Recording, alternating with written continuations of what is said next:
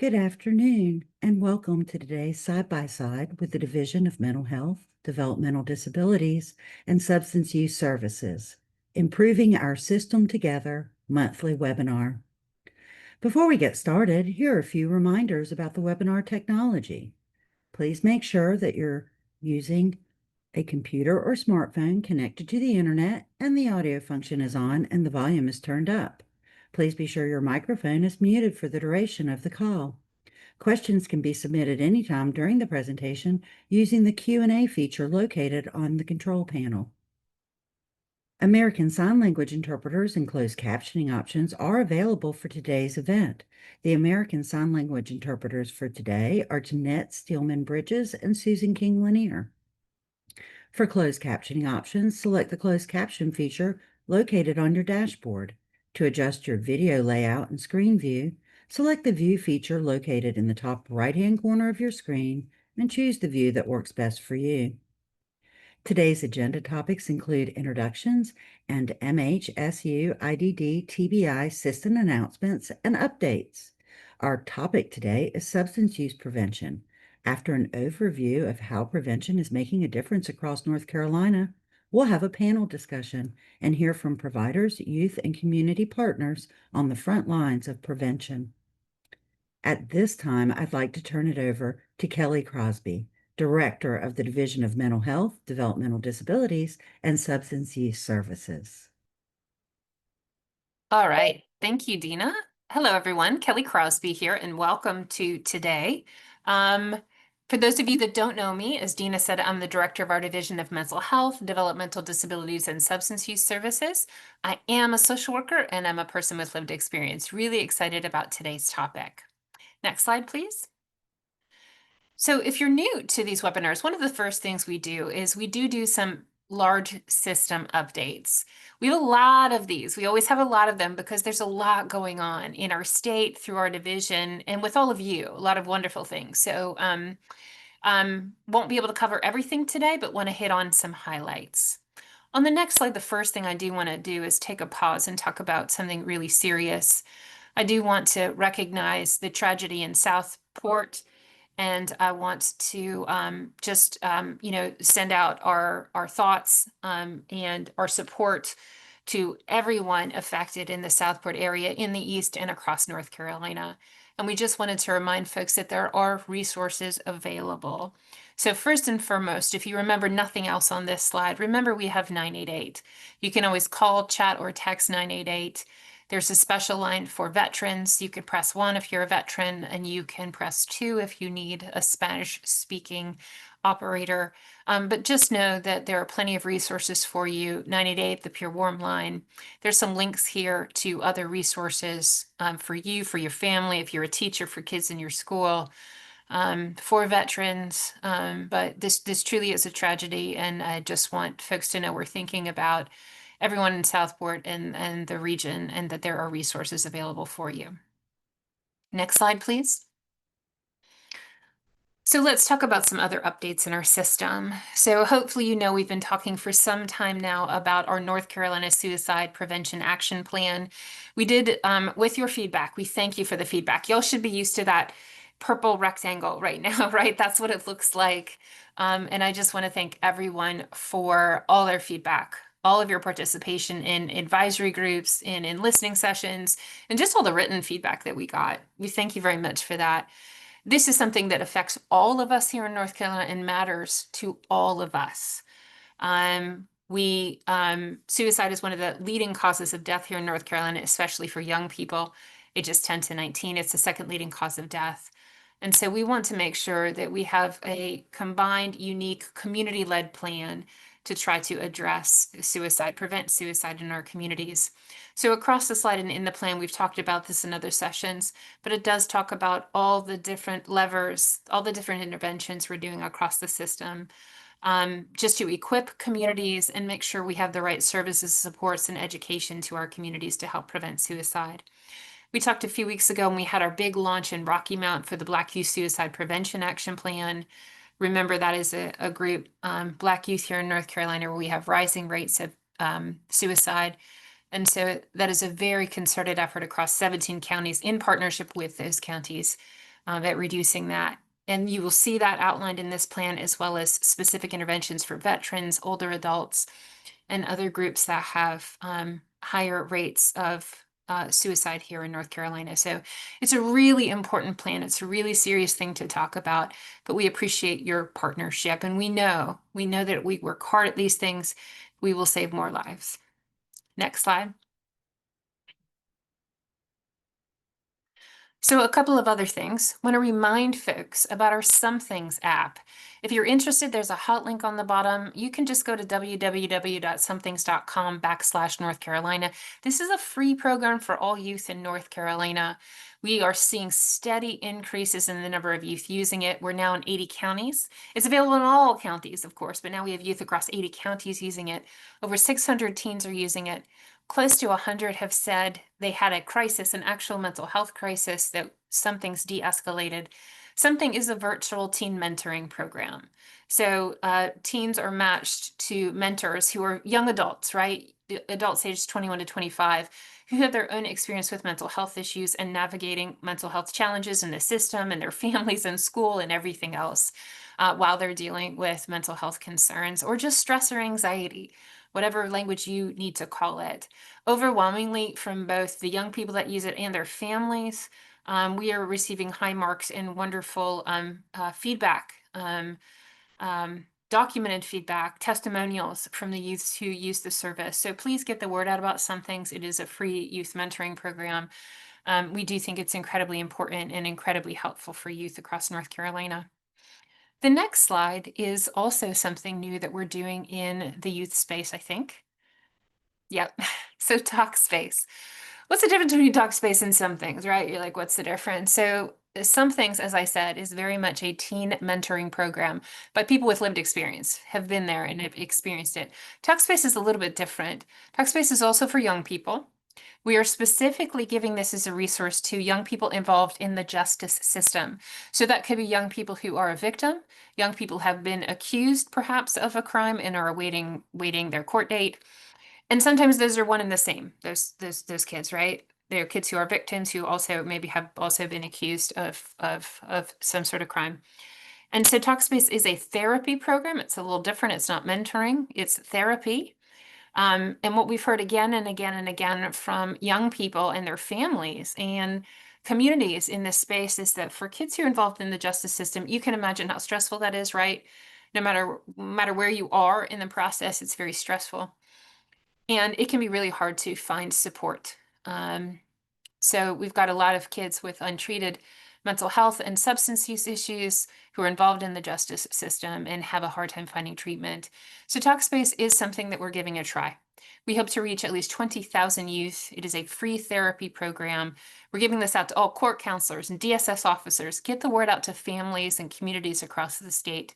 So we want kids to be able to use this resource, but learn more about it. We're having a webinar specifically about Talkspace where we actually explain the program to you, how you can get involved, what it can actually do for youth. So please come to that webinar. I think it's October 28th. There's a link there to sign up. We'd love for you to come, but also spread the word. Spread the word. If you're a provider, spread the word, right? Sometimes you are looking for resources to send youth to, right? If you're DSS, if you're a court counselor, if you're a school teacher, whoever, your family, your friend, right? We all know a teen, right? And so let folks know about this webinar so you can hear about this program. Next slide. We sent this out today in Hot Topics, but you may or may not know that we have a TBI state action plan here in North Carolina. What is that, you ask, right? So folks with traumatic brain injury are important, right? They're us too. There are plenty of folks on this call who are a friend or family member or a person themselves with a traumatic brain injury. And we support lots of people with traumatic brain injury in our public mental health, substance use, and IDD system. That's why a lot of times I will say, mental health, substance use, IDD, TBI, and problem gambling. I'll say all the things, right? But we have a state action plan around traumatic brain injury, and the plan covers everything from how we engage families, identifying the number of traumatic brain injuries we have in North Carolina, the kind, where people go to resources, what kind of resources we have or not, but also the kind of services and supports we actually need. So it's very much about looking at the landscape and then coming up with an action plan in our public system. We have limited resources. Truthfully, we have very limited resources in the public system, but we do have some. So this is an opportunity to help shape the resources we do have and also advocate for more, right?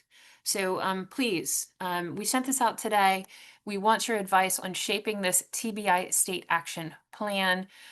We, of course, will work with our Brain Injury Advisory Council, the BIAC, of course, but we want to make this really broad so any member of the community can participate in the advisory group. So there's a sign up to join. We sent it out in Hot Topics today, and you can always email that TBI contact email if you have any questions at all about the advisory group. All right, next slide. All right, so it very much in keep. Today's about prevention, but like I said, things happen all the time here in North Carolina in our system. I know we've really been focused on, understandably so, some of the harder things that are happening in our system right now. But every single day, new and exciting and growth things are happening in this state. So I want to hit on some of those before we talk about prevention. We launched our second mobile OTP unit in Greensboro. So that's a picture of us at New Seasons. Remember, the first one was the Morris Clinics here in Raleigh, that beautiful red truck that Dr. Morris has and the Morris Clinic team. This is the big, beautiful, it's a very, it's New Seasons, right? So it has this very like green and blue nature motif. It's really lovely. But the loveliest thing is that community. We had this event. It's the second mobile OTP truck. People from the program spoke. It was very inspiring. The truck is going to be parked at multiple places around the county, but there was a minister there, and he and his church are hosting the truck every day in their church parking lot, and I think that's a truly tremendous partnership. Remember what a mobile OTP is. It is a mobile unit where you can get medications for opioid use disorders. You can also see a nurse, you can get counseling, but the mobile unit helps more people get treatment, right? You don't have to go to the building. It moves around in the community and it makes it easier for people to get treatment, to get the life-saving medication that they need. So we're so excited about these. It's the second truck. And you'll see more announcements for more trucks. So we appreciate all the partners. And I mean New Seasons and Morris Clinics, but I also mean the community partners that are saying, yeah, bring your truck to my site, right? Bring your truck to my site. We need it for the members of our community. So this is really celebratory and so really excited about this second truck. Next slide. We also had a ribbon cutting for Cameron Ridge Residential Treatment Center. That is a partial hospitalization program. Here in North Carolina, it's also known as a substance use comprehensive outpatient treatment, SACOT. It's a mouthful, right? The point is, this is an intensive substance use service. People go there for multiple hours a day, sometimes for weeks of their treatment. So this is a really important part of our substance use continuum. We have these in North Carolina. We don't have enough, I'll tell you that much. And what's really particularly cool about this particular Cameron Ridge program is that it was founded by people who themselves are in recovery. And I think that's one of the coolest things about our substance use community. So many people who work in the substance use community now are people in recovery. So this was a very joyous day. There's a picture of Ashley and there's a picture of the groundbreaking. So today we're talking about prevention, but really wanted to highlight two new things in the treatment space, that mobile truck and this new SACOT program. Next slide. All right, so let's go to the next slide. It is Substance Use and Misuse Prevention Month, which brings us to today. Substance Use and Misuse Prevention Month. It's a mouthful, and you will see additional posts from us coming out this week. And prevention is for everybody. I cannot stress this enough. Prevention's for everyone. I have a 14-year-old son. I always tell this story because I guess I just love to embarrass him and me. My son, even though I do what I do, my son learned prevention first at school. He had a school program that taught him about alcohol and drugs and how to just say no. I've aged myself with that, and I was a little shocked when he came home with just say no. And I think what surprised me was how young he was when he received this education in school. So I always meant to work on prevention with my own son, but the school beat me to it, and I am grateful. I'm really grateful. Prevention is for all of us. We all need it. It's an incredible thing. It's great for kids. It's great for families. It's great for schools. It's great for communities. And this is about all of us, right? All of us. So I want to celebrate prevention. And I'm telling you up front, the real star of the show today, we've got some prevention experts and youth ambassadors here today, which is really, really cool. I've had the pleasure to meet most of these folks and you hear about those programs, and it has been a true joy. And so what you're going to get though before they get to talk is more of me. And what's interesting is I'm not a prevention. Prevention is a science. Y'all need to know that. We've got Jessica Dickens on here, right? I'm going to embarrass Jessica Dickens. All of you know Jessica Dickens, right? She's an expert, a true expert on prevention science, right? It is a science. It has to be, right? We have to do it right and well if it's going to be effective. Right and well if it's going to be effective. But you're going to get a layperson. Yes, I'm a social worker, but I'm not a prevention expert. But me as a layperson, I'm going to explain prevention to you in my language with these beautiful slides and tell you some of the highlights about the prevention work here in North Carolina that you probably don't even know about. And then we're going to celebrate with some actual prevention providers and youth ambassadors here. So let's go to the first slide. Remember, this is the layperson that's going to explain prevention to you. And I have to always remind you, right? You should know what this graphic is by now, y'all. This is our strategic plan. These are our 7 goals for the public system here in North Carolina. And remember, preventing substance misuse and overdose is a huge priority for us. And we're going to talk about goal number 1 today, increasing our primary prevention engagement.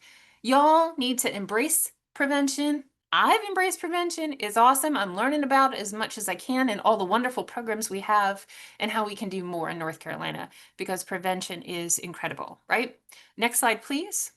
The next slide is, again, you should recognize this next slide. It talks about all the things we're doing under that goal here in North Carolina, and under the star, you will see today's focus, which is our prevention strategy. We have a prevention strategy here, y'all. I know, you're like, you have a strategy for everything. Suicide prevention. You've got your strategic plan. You've got a prevention strategy. Of course you do. Because you need a plan. It needs to be based on data and facts. It needs to have measurement. And we've got a prevention plan, but we are working now to update that prevention plan. And we'll be sharing that with you and building it with you as we go forward. But let's tell you about all the awesome stuff we've done today. So let's go to the next slide. Let's just talk about prevention a little bit. Some of the awesome things that we do and what it means to North Carolina. So what is prevention? And we're talking, again, substance use prevention, right? Use and misuse prevention. It's about stopping problems before they start, obviously, right? It's about building on the strengths we already have. We want strong, resilient kids, strong families, and strong communities. So why does prevention matter? We want our young people to be confident, and we want them to have the tools to make healthy decisions and to have positive relationships and positive life pursuits, right? We all want that, right? For parents, what do we all want?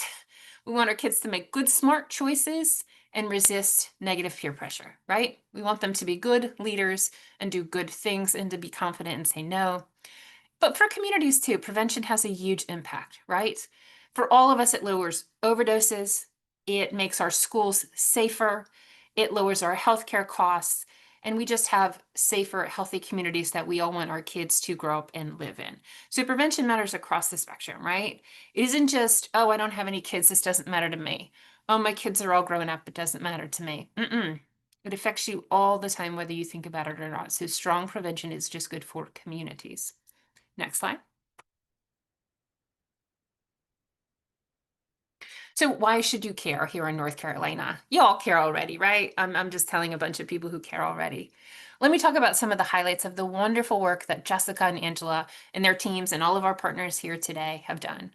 So nearly 9,000 youth are reached every year through youth prevention education programs in North Carolina. So education is very different than a campaign, and we'll talk a little bit more about it later. We do have campaigns, things like Talk It Up, Lock It Up, right? You will see some of that later. Those campaigns have reached close to 7 million people here in North Carolina, and they have changed behavior. We'll talk about that a little bit more. And prevention is one of those things. You'd be surprised how much we invest in it, but what the return on investment is. Prevention is one of the cheaper things we have in the system with a huge return on investment. So we gather anywhere from $1 spent on prevention saves us $14 in the system. What does that mean, right? So if we're preventing kids from using substances or prolonging the first use, right, pushing it out, We are saving on treatment. We are saving on, unfortunately, hospital bills, other things like that. So we're saving a lot. We're saving a lot of lost time at families, lost time at school. So there's a lot that goes into the ROI around prevention. So again and again, that's not just in North Carolina, that's a national number. Prevention is actually incredibly cost effective compared to how much money you can save in the community, in the healthcare system. So we already talked about why it matters, right? You want your kids to learn great skills. A lot of our campaigns, so you'll see what some of the education and the campaigns have focused on. We don't want our kids vaping. We don't want them drinking, certainly not underage, right? And we don't want them using prescriptions without medications without prescriptions. So those are kind of three actually big campaigns that we've had. Again, we want youth to feel empowered and to make really good decisions. And we want them to understand, because we understand as adults, we understand the effect of substance use, but your growing, developing young brain perhaps always doesn't. So we need them to be informed so they can make really good choices, right? Kids can absolutely be empowered and can make great choices when they know all the facts.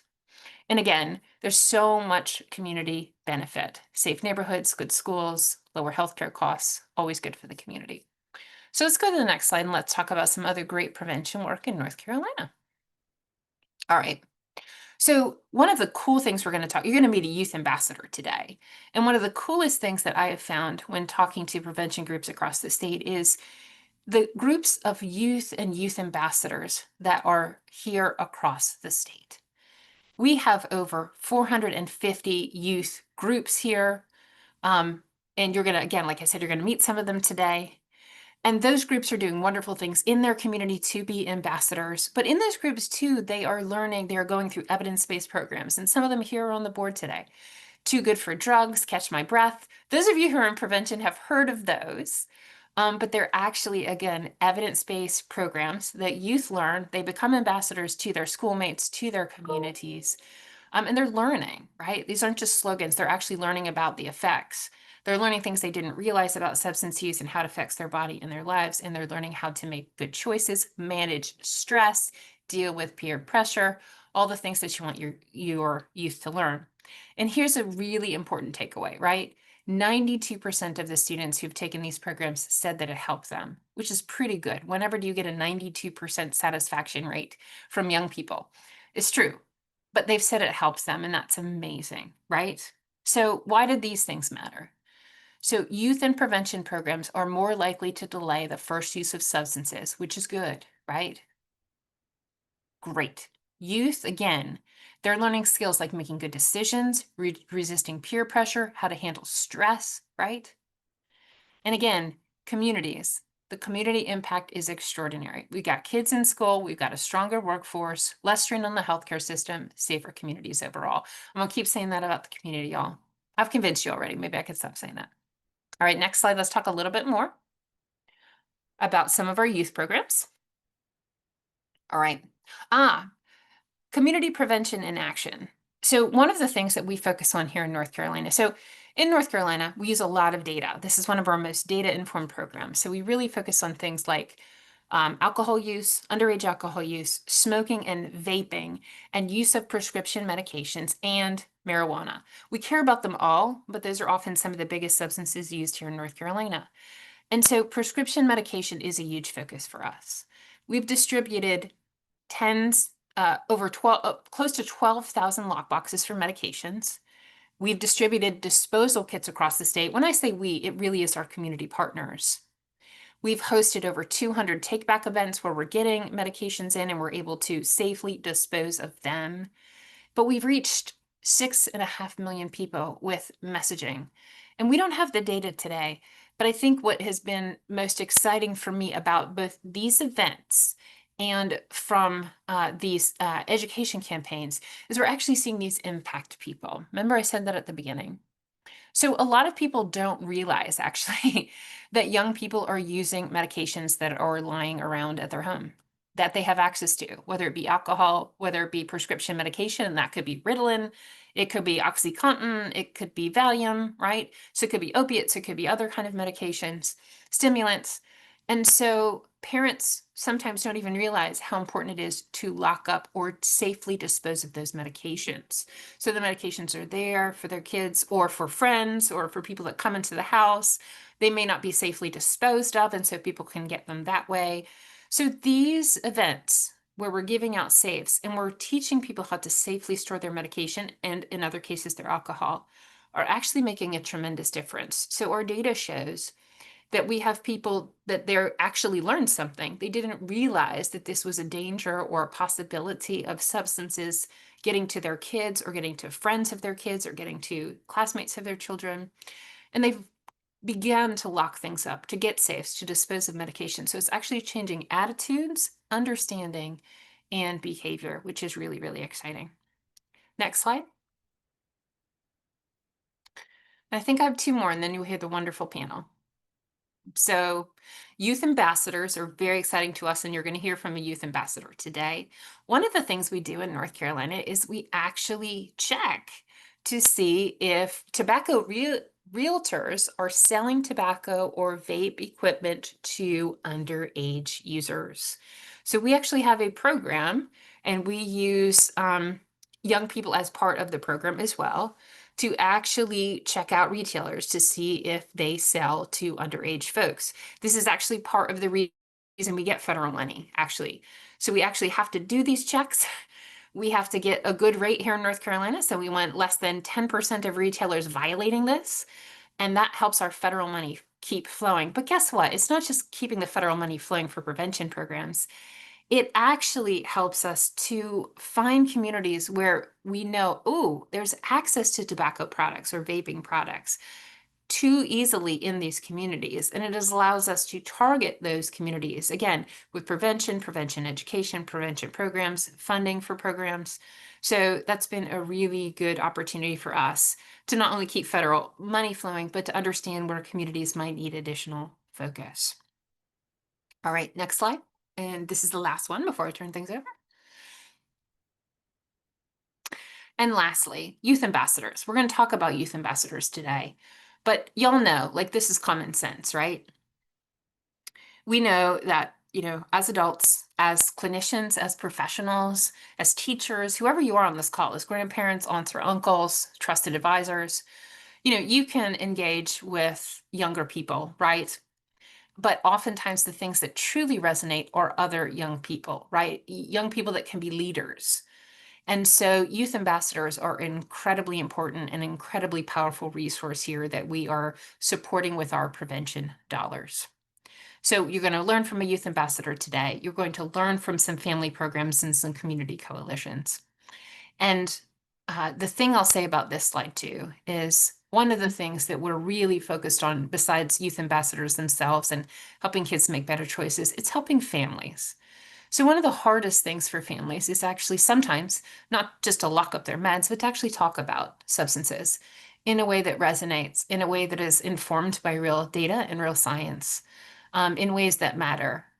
So we're helping parents to better understand substance use themselves, things they can do to support the young people in their community. And parents need tools. These are tricky, tricky, tricky conversations, but we don't want parents to be afraid to have them, and we want them to feel equipped. We want families to be strong, to be able to communicate with one another, and we want families to be able to support their young people. So very proud of the family engagement work that prevention does as well. All right, so I'm going to turn this over now, I believe, to Sarah Valid, and she has assembled an extraordinary group of individuals here who are going to talk to us about the real life prevention efforts in North Carolina. So Sarah, over to you. Hello, hi everyone. Just want to make sure we have everybody here. All right. Well, thank you so much, Kelly. This was a great introduction. And yes, we are so excited about our panel here today. And if our panel can please come online, it'll be great. We can get on the next slide, please. And I would love to introduce our folks here who are here. So really excited here to welcome Jane McDonald. She's a certified substance abuse prevention specialist, and she's a prevention coordinator with Coastal Horizon Center. And she leads various coalitions, prevention coalitions. So really excited to have you here. Thank you for being here. Also welcome Luke Jarvis. And he is the executive director of Wilkes Youth Family Development. And really, thank you for taking the time, and congratulations. Luke just welcomed a new baby girl. So really excited that you're taking some time here with us, but thank you for being here. And Virginia Johnson. Virginia has over 20 years of experience in the field, and she is a senior director at the Alice Aycock Post Center here in Wake County. Excited to have you here. And then so excited and really honored to have two of our youth ambassadors joining us. We have Alicia Roberts, and she is an engineering student at NC State University. And she was also a president of Teen Action Council of the Wilkes Youth Life Development last year. And we have Sanika Agrawal, and she is with the Youth Empowerment at Poe, and she's a student at UNC Chapel Hill School of Public Health Administration. So welcome, really, really excited to have you all here. And really, you are the folks who are living it every day. And really, without you, this journey and the work here in North Carolina is really does not make sense. And we are so excited that you could join us. So I will start, Jane, with you. Our first question here would be, what's been the most powerful example of community members coming together for prevention in your coalitions? Thank you, Sarah. I would say a couple of examples came to mind with this. The first one was with a husband and wife. They are coalition members, and we received a health equity initiative grant, and we needed to conduct some data collection, some needs assessment, and community listening sessions. And it was this husband and wife that was able to go out into these communities and conduct the listening sessions with these communities where I wouldn't have been able to go in and access. They wouldn't have trusted me. They didn't know me to really answer these types of questions. And because of that, we were able to gain some really great information from those communities on needs. Another one I would say is with Pender County. We were able to partner in, the coalition was able to partner in with one of the coalition partners who owns a local pharmacy. It's called Rocky Point Pavilion Pharmacy. And we were able to partner with them to implement a co-dispensing pilot project. This project is where the pharmacist was able to distribute medication lock boxes, disposal kits, and information on permanent drop box locations, along with some other medication safety information when they dispensed out opioid type medications. So those were the two that first stuck out into my mind with successes with coalition partners. Thank you, Jen. Again, these are great examples of how coalition work can come together and really make huge change on the ground. Now I will go to Luke. Welcome, Luke. And so my first question to you would be, how do you engage youth in prevention efforts and prevention work? And if you would like to share a few stories or examples of how that looks like on the ground.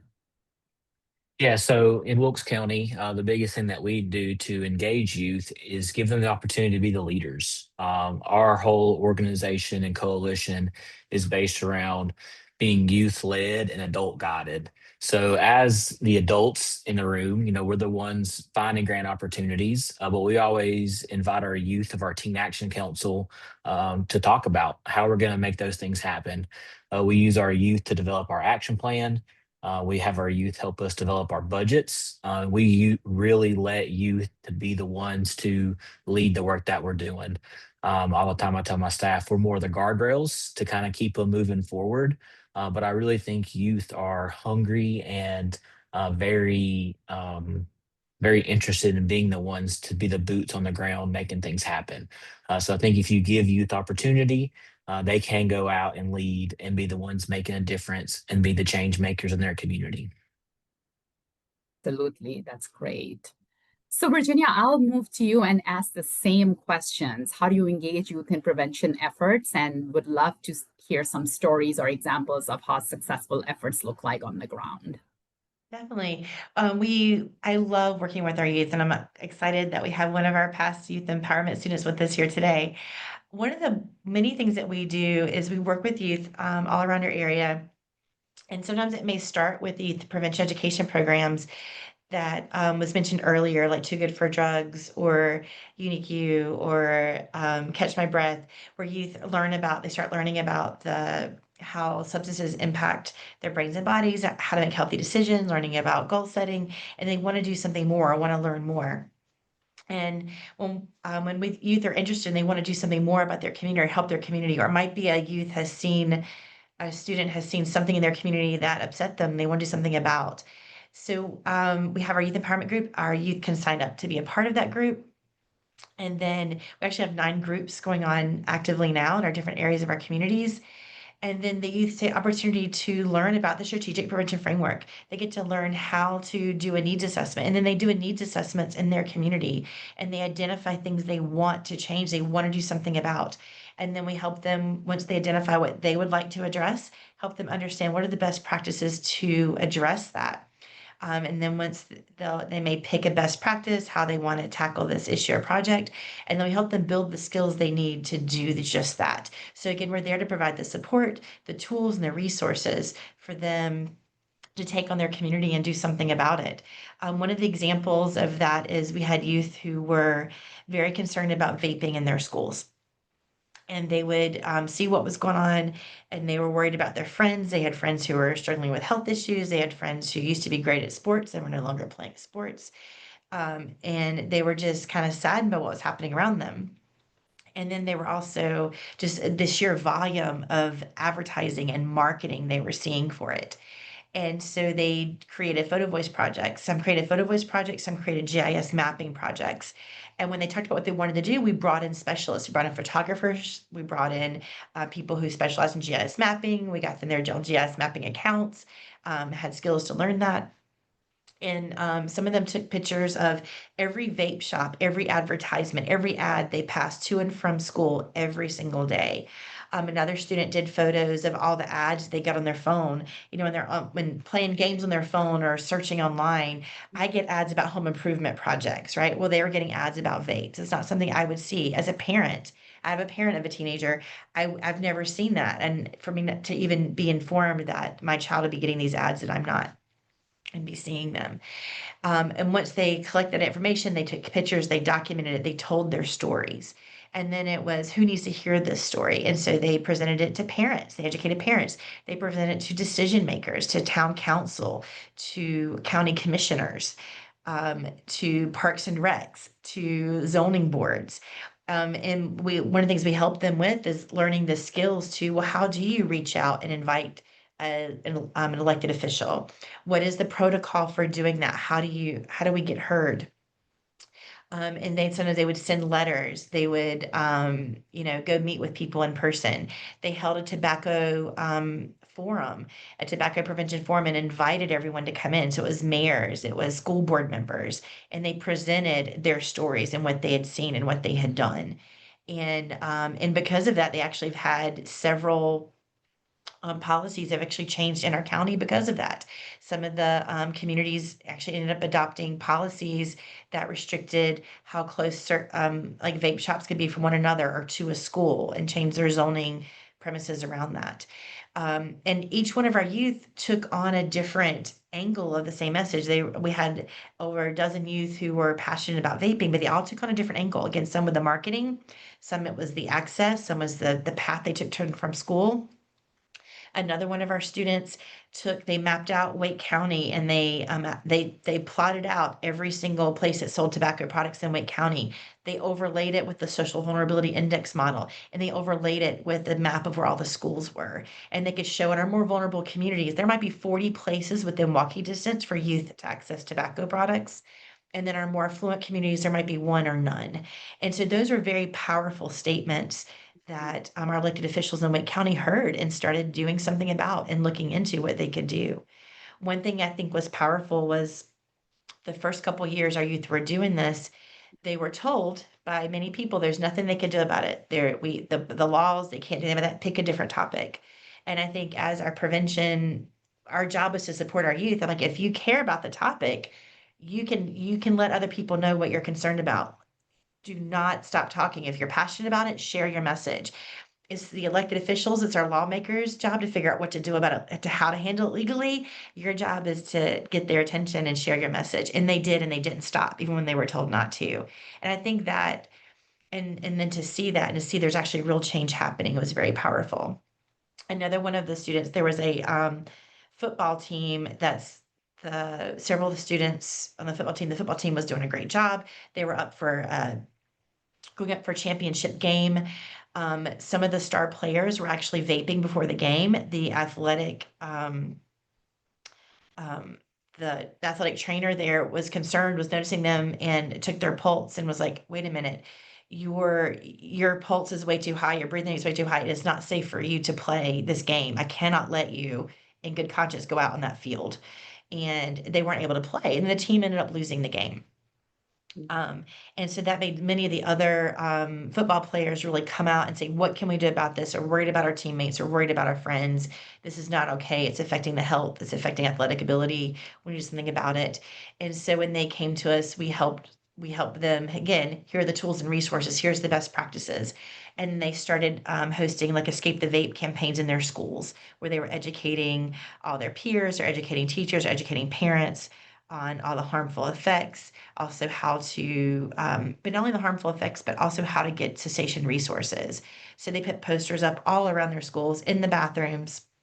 So every poster that had information had a QR code that linked to cessation resources. And then they were able to track, how many people clicked on that. And at one school, they had over 100 students clicked on the cessation resources that they clicked on. And so those are the kind of things that, again, we are really there, as Luke was saying, we're there to be the support. Wherever the youth have an interest and a passion, again, we help them work through the strategic prevention framework to identify the need and then to create a plan around that need. And we're there to provide the tools and resources to help them do what they need to do. Thank you so much. These are some great real life examples, and how in real life it really works and what an impact it has.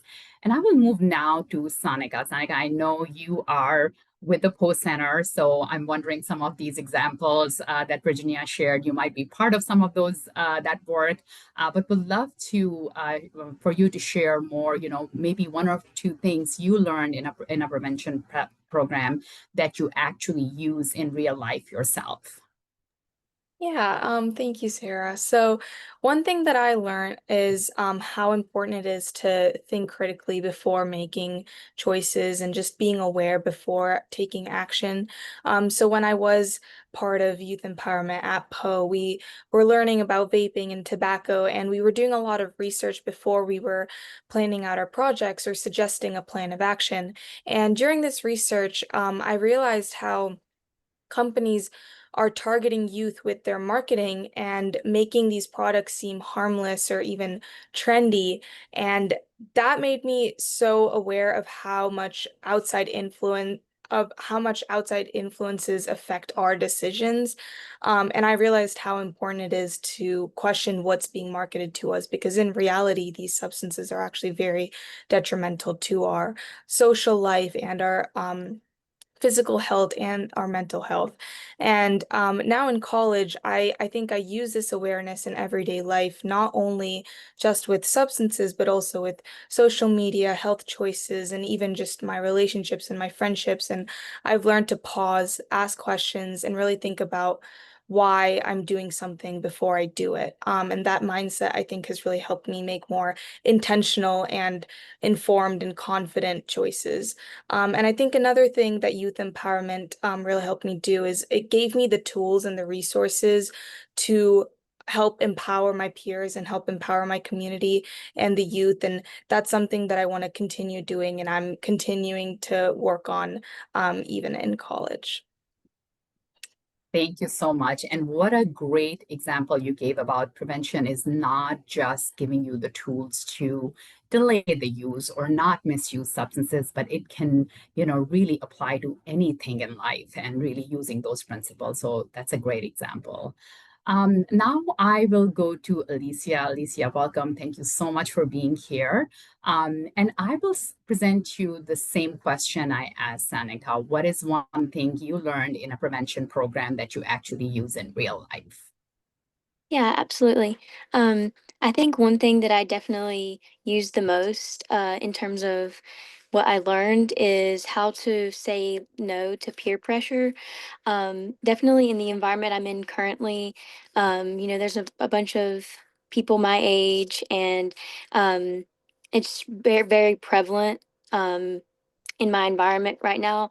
So, learning that and having that foundation of learning how to say no and just sticking with my values and my informed choices because of prevention, that's definitely one of the most important thing that I've learned.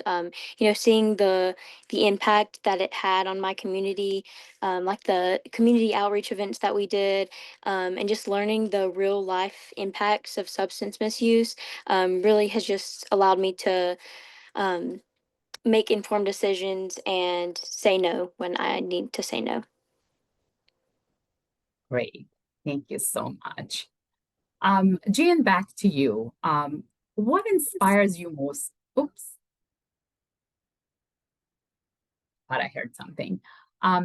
What inspires you most about working alongside youth and families in this effort?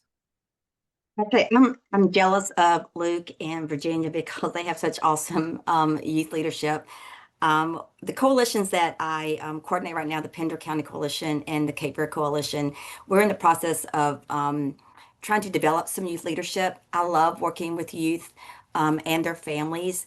I think some of the things in this past summer, we were able to hold our first youth leadership summit to work with youth on trying to get us a youth leadership developed here in New Hanover County. And I think the one thing that I really loved the most was that watching these young people become very creative and how they want to address issues. I was just amazed at the maturity level and their ability to think outside the box and their creative ways of how they wanted to address, especially like mental health awareness. Um, it was great watching young people who didn't want to get involved, who didn't want to speak out, that at the end, each of them participated and spoke. They presented their product, they presented their message that they wanted to work on continuing after this leadership. And it was just amazing. I couldn't stop smiling whenever I would watch a young lady who didn't want to participate in anything actually spoke at the end of the training. And watching parents, when we've done some um, other youth meetings, we've been doing a photo voice project, is watching parents also come along and get involved and encourage their own youth to continue and to think outside the box with projects. But it's just, it takes a lot of energy, it takes a lot of work, and um, just young people have a powerful voice, and their voice is more powerful than my voice. I can tell you there was one coalition partner who had been working with youth in the community, and many of these were youth out of marginalized communities. And we had at one time, this has been a few years ago, there were parks in our city and county that received funds to update their park. Well, there was one park that did not receive funds to update anything. And the youth wanted their park back. It had been taken over by drugs. It had been taken over by gang activities and things. And the community wanted their park back. The families wanted their park backs. So the youth took up petitions from the community. They did door-to-door canvassing. And Miss Brenda actually worked with these youth, and they went to city council. Virginia talked about, and Lucas talked about, giving that power to go and present. And I sat in the crowd and I watched them, and I watched them present the petitions. I watched them give their reasons why they wanted their park back. Before the end of that meeting, those youth had the money. And that park now has been renovated. They've got bathrooms, they've got covered picnic tables, they've got a community garden. They're continuing to work on some things, but it was because those youth and one other individual worked with them to go in and speak for their community and get their park back. So things like that is what it really inspires me and, energizes me to work with youth. Great. Thank you so much. And Luke, I will come to you now and ask these questions, and I would love to get some feedback from everybody on this one, actually, if we can. If every community in North Carolina did one small prevention activity, whether it's a traditional prevention activity, an evidence-based practice that's already been, well established, something for the community, what should it be? Yeah, I would definitely say that that should be creating some kind of teen action council, youth action council, something like that in your community. If you can create an opportunity for kids to come together and let them use their voice, to get them in front of elected officials, to get them in front of their peers, in front of other parents, and let them be the ones doing some kind of educational outreach, some kind of community informational session. It's really just you're pushing the snowball off a mountain, and it's just going to get more momentum and get bigger and bigger. The kids that we have the opportunity to work with, they get so inspired when they have an opportunity to present in front of people, to use their voice and have a captive audience. So often, I feel like we probably all attend meetings and people just get glazed over at what you're talking about. But when you have youth presenting the information, people perk up, they listen, and to see youth fall in love with your community, their community, is even better. All youth are going to have an opportunity one day to decide, are they going to go off to college, are they going to come back, are they going to move away to get a job, are they going to leave their community? And if you can help these young people fall in love with their community at a young age, when they go off somewhere and they see these things, they're going to want to come back to their community and start that program, start that small business, start something to continue to help their community flourish. Um, so if I could encourage anybody, it's give these youth, just start with a handful, 3 or 4 youth, give them an opportunity to use their voice, and they're going to be inspired and they're going to tell their friends. And that 3 or 4 is going to become 10, 15, 20, 30, 40 kids at a blink of an eye. Yeah, what a powerful just visual there. Thank you. Virginia, I would ask you the same question. I think everything Luke said was amazing. I can't argue with any of that. I think in general, though, when you asked me if there's one thing to do, I don't think you can do one thing in prevention.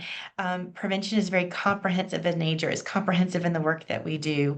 And it takes not only education, but also changing the environment. So even if we learn how to make a healthy decision, and we walk into a community, it's easier to make an unhealthy decision, we're going to make unhealthy decisions, right? And so I think there's one thing to do, is like always pushing to be more comprehensive, right? I think that's probably everything builds on one another. It's education of the children, youth, and families and communities. It's empowering people to, again, share their voice. And that's with our children, that's with our youth, that's with our parents, our faith-based communities, our schools, our decision makers. It's empowering them that they can make a change in their community, and they can't stop. They have to keep going. Absolutely. Thank you. And Alicia, I'll come to you for the last question for you, and then one more question for Sanika. Both same question. What would you say to a student, a peer, a friend, family member who believes prevention programs don't matter? They just don't work.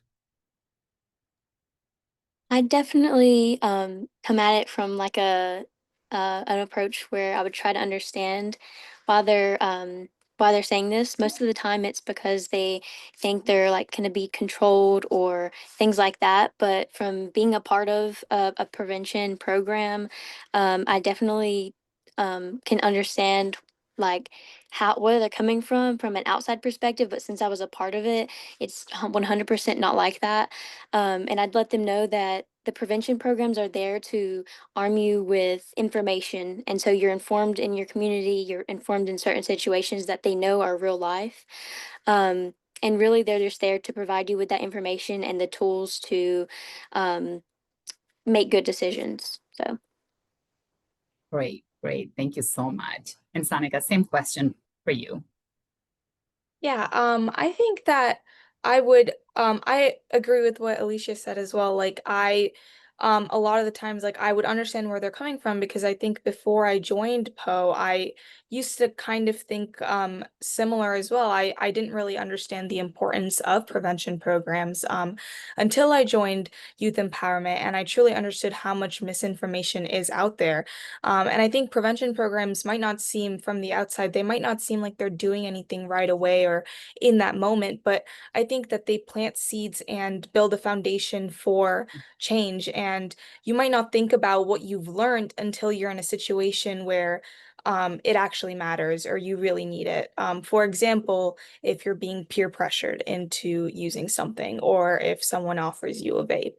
And I think prevention programs aren't just about telling people, don't do this, don't do that. I think it's about giving people the tools and the resources to make informed decisions and to support one another.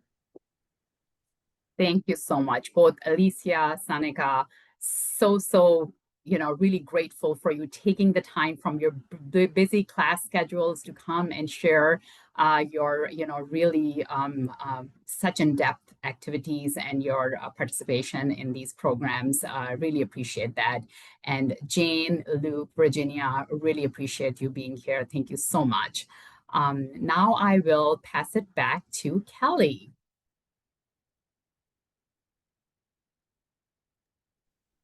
All right, I really enjoyed that. I must say, I'm listening and I'm like, dang, you guys should have had 45 minutes and less of me. So, thank you so much for being on today. It's really, it's fun to see your passion, but also to hear how you're really working in your communities, how you yourselves have been changed and your communities have been changed. It's really, really cool. So everyone can be part of a prevention here in North Carolina.